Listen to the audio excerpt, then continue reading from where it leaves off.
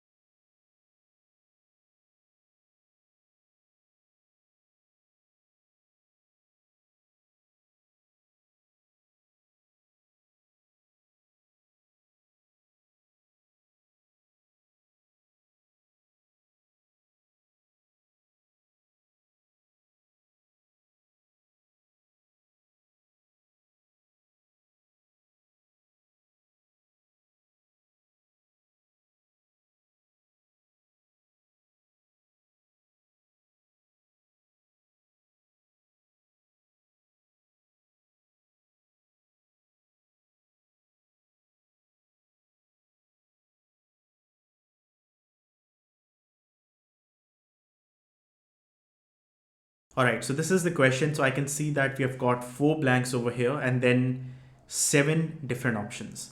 So out of these 7 options, we have to pick the 4 correct answers. The other 3 would obviously be the incorrect ones.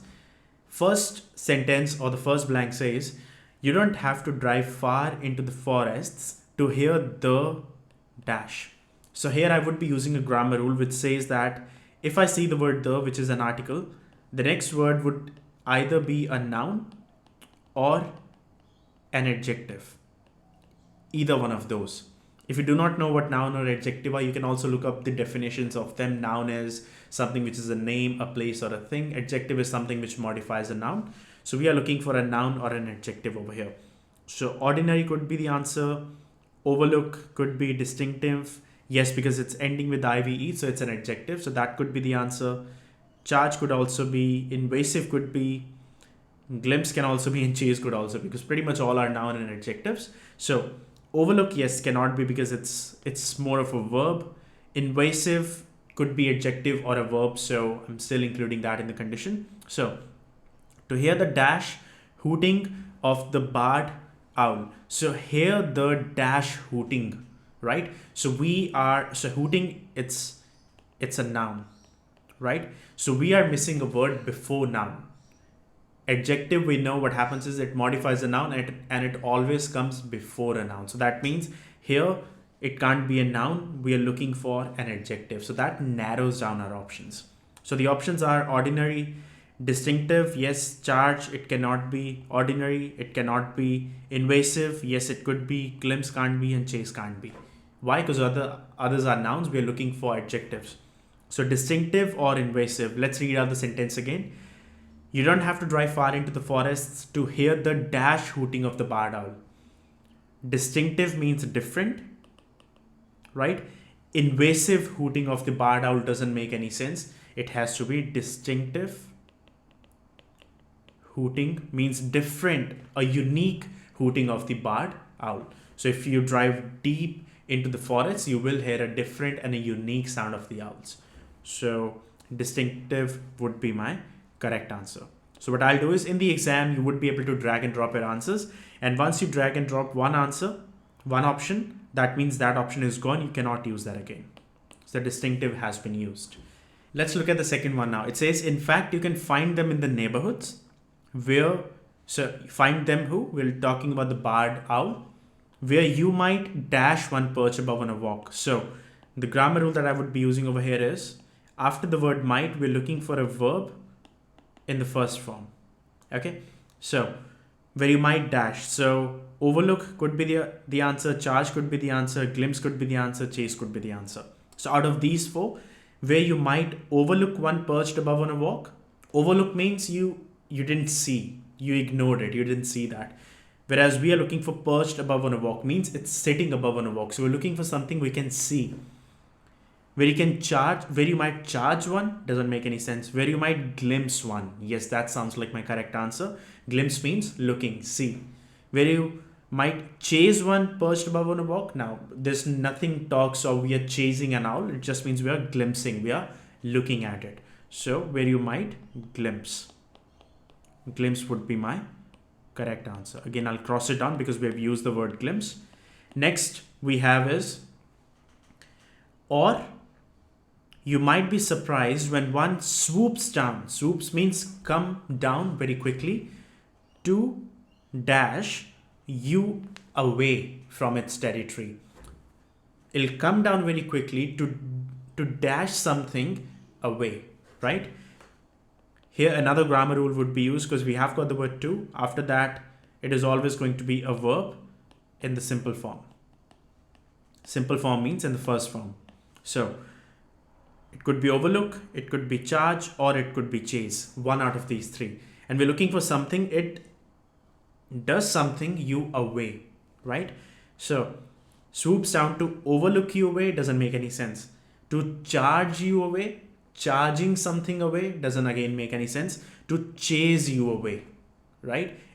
The owl will come down very quickly to move you away, to chase you away. So chase has to be my correct answer. Again, it's verb in the first form. Now, last blank, it says the barred owl is an dash species. The biggest hint that I've got over here, an. And we know it's an article, a, an, and the. And whenever you see the word an, the next word has to have a vowel sound. Now, what's a vowel sound? That means it should be A, E, I, O or U sounding words. So ordinary, yes, could be my answer. Overlook could be my answer. Charge can't be my answer. Invasive could be your answer. Why? Because all these three words are having the vowel sound. Now, the barred owl is an dash species. So the moment I see the word species, I know it's a noun. And because there is a blank before that, that means we're looking for an adjective. So now we have got two different things. We are looking for a word which has got a vowel sound, plus that word has to be an adjective. So ordinary, yes, it's an adjective. So yes. Overlook species, no, overlook is not an adjective. And invasive, yes, that's an adjective as well. So either ordinary or invasive. The barred owl is an ordinary species that competes with the native northern spotted owl, or the barred owl is an invasive species that competes with. Because they have used the word compete, so something is competing with a good thing. So if something is competing, it can't be ordinary, right?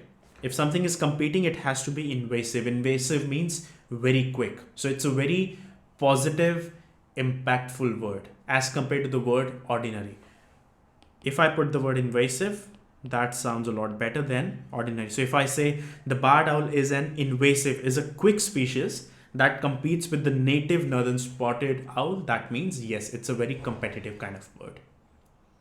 So, like I said, yes, a bit of logic does apply in the fill in the blanks, but if you understand these few grammar rules, they will make your job a lot easy, like it did for me. Because there were so many options to choose from, when you use those grammar rules, it makes it a lot easier for you to eliminate certain options, and then you have got less options to choose your correct answers from. I hope this video was helpful. If you have got any sort of comments or any sort of questions, you can leave them down in the comment section below. And also do make sure you leave how many answers you got correct, just so I can see as to how many are all the students out there getting correct, what are they struggling with, and all those kind of things. And I will still keep on coming up with these kind of videos every now and then, just so that you guys are getting a bit of understanding, because you never know if you get the same question in your exam as a repeated question. But even if you don't, it's good to understand these grammar rules, just few of them, just so that you can get as many correct blanks as you can. All the best if you have got your exams coming soon. Stay safe wherever you are, and I'll see you all in the next video.